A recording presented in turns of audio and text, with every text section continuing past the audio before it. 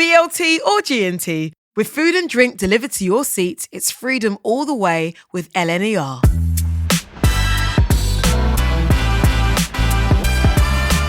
Welcome to The Quiet Coach on Roots from LNER. I'm Clara Ampho, and in this episode we are diving quietly, we're using our quiet voices, into the travel mind of Celeste, a softly spoken queen. So this is quite perfect for you, actually. I wish I could be more demure and speak as softly as you. You do have a husky voice. It's husky, but it's still, it still packs a You know how to project. From the diaphragm. You know. Yeah.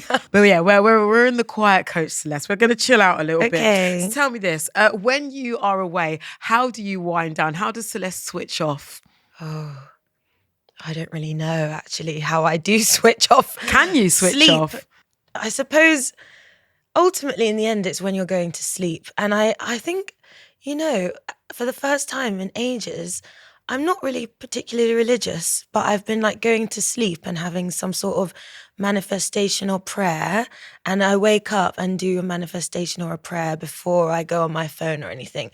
And I notice it really just helps me to trust that the day is gonna bring the things that it needs to, and I don't know, yeah. And do you use those when you're on holiday as well, or is the holiday the relaxation and the meditation in itself? I think the holiday is the time to just no phone. That's my thing. Whenever I travel anywhere, when it's not for work, the phone is left in the place, and usually whoever I'm with might have to have their phone because you need one, but I don't like having it. Yeah. Do you know what? That's pretty radical in 2025 to say. So you're literally leaving your phone in your hotel room. I leave it in the hotel room. Yeah. I went to Morocco with my mum for my birthday, and I was like, Mum, I'm going to leave my phone in the room. And we didn't really need it there because it still was operating very much on you can just, get by asking directions, and you can get a lift from there'll be someone there kind of thing. And it's same really when I went to Barbados, no phone. You have in your head that you need it for safety, and there are some places where you are going to need to make a call to be able to get somewhere, but there's so many parts of the world where you can find yourself existing in a time that's almost pre that technology, where you can find your ways of getting around and paying for things without needing it. And I'm sure there's places in England, or for example, you could go on a walk and you could go on a long walk and leave your phone in the car, or just put it on airplane mode in your bag or something. But I just find it's really important to not have that intrusion that the phone can bring. I'm a fan of the new technologies, but it's too much information sometimes, It's someone asking you something, then your social media, then all of a sudden you're shopping on your phone. It's just, it's too much. And also these phones, they're always listening. Because I'm sure you found, you've been having a chat in your group chat or a conversation, and all of a sudden an advert or something pops up. You're like, why did you, what? It's really scary. It's really, really, really scary.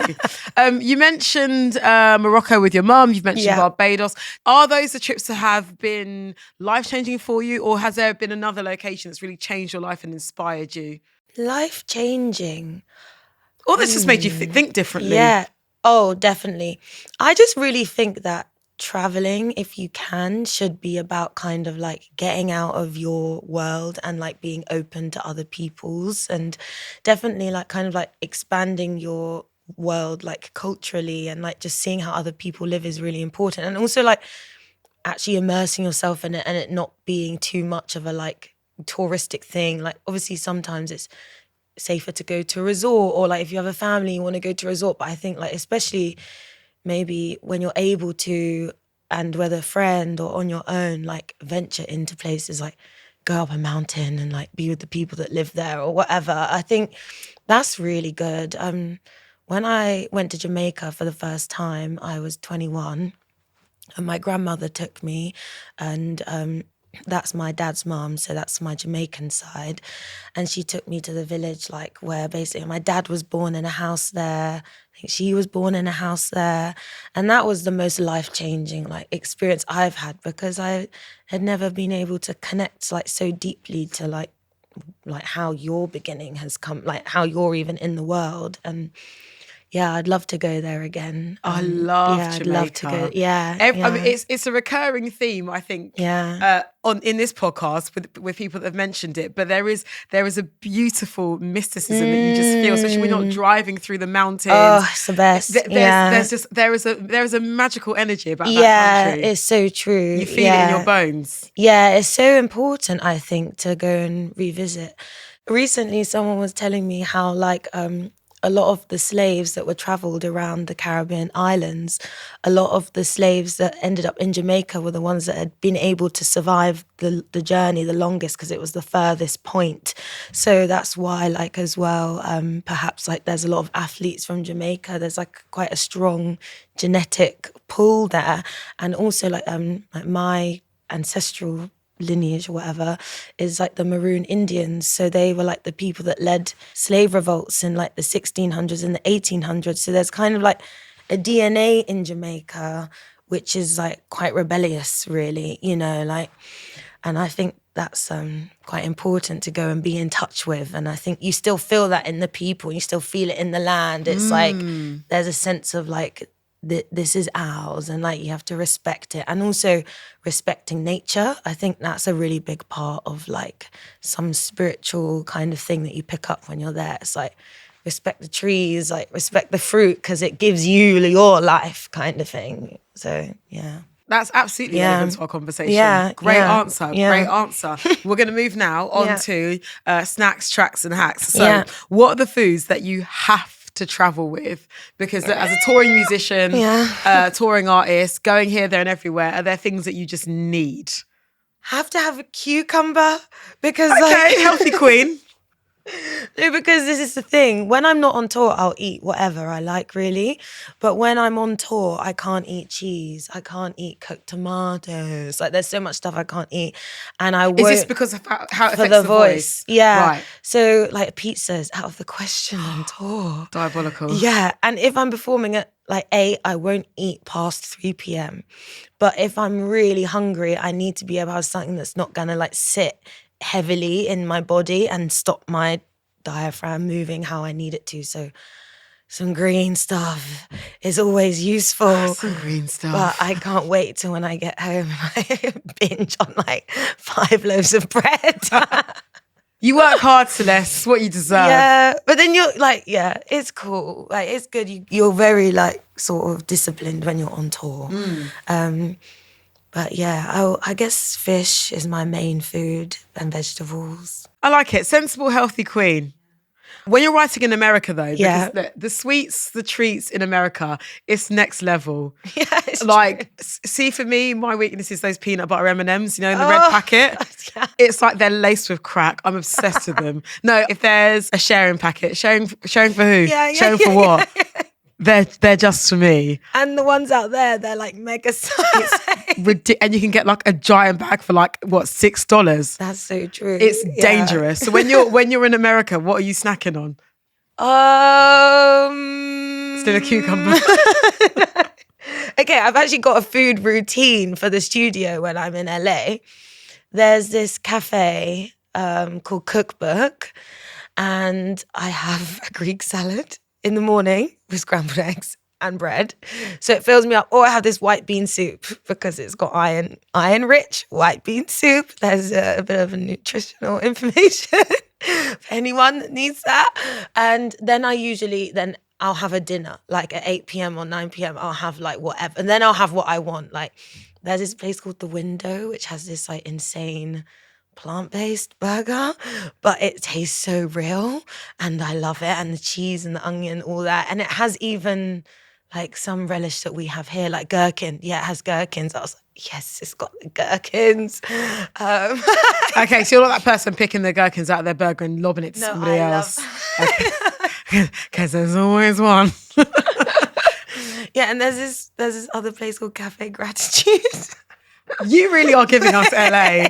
Plant-based Cafe gratitude. Because if I go there and I proper binge or like eat stuff that I shouldn't, I literally like come back like swollen. Like it's like I can't. I'm like Demi Moore in The Substance when like the bad thing happens at the end. It's like once I had like a cheese binge and I was literally like passed out for 2 days. So I had a migraine. And then you awoke as a blob on the Hollywood Walk of Fame and everyone's stamping on you. I loved that film. Yeah. Oh my God. One of my favorite of the past 18 months. So good. It was really cool. Okay, cool. So that's what you're doing. She's a healthy queen. I've got to stay alive. I respect it. She's not trying to end up like Elizabeth Sparkle. I think that's her name, isn't it? Okay, tracks. Okay, so what music are you listening to when you're away? What is your comfort music when you travel and when you're on holiday? Oh, I love that. I listen to so many different things when I'm traveling. I suppose like sometimes when you're on a plane and it's landing or something, almost you can feel like you're in a film, and the piece of music that plays at that moment is like almost really important and indicative of like, and like metaphorical, like what's going to be your experience, like what your subconscious is relating to the most. Like there's one lady I listened to who's like this Ethiopian classical musician, and she was a nun. Her name's Miriam, and she just plays this like beautiful, peaceful piano, and she just sings like so soft and so high. I really like that. And I want to read her story. Miriam, the ex-nun. Yeah, she was a nun. Yeah, and I think she became more well known like later on in her life, like maybe even in her 50s or something. But she'd always been recorded. I don't know exactly how that happened, but maybe someone went to the monastery. I don't know. Discovered her. Yeah, that thing that you did, like she got in her London outfit. Yeah. And was like, it's like, Cooey, what are you singer? Yeah. Exactly. What tunes remind you, like, because as we know, like music it's such a time machine. What track takes you back to a particular holiday that you loved? What reminds you of a formative trip? I feel like being around like my mom and her boyfriend when I was younger. It was like a lot of Rolling Stones, a lot of like psychedelic rock music. I suppose like Led Zeppelin, maybe The Doors a bit. But then also I remember like my mum's like, he's my stepdad really. He would play like the Righteous Brothers, like Unchained Melody, stuff like that.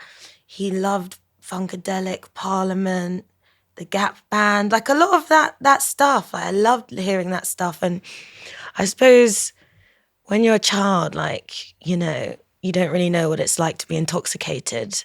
But I would feel like that from that music, and I still get that feeling when I listen to it. It just like takes you off into this like dreamland.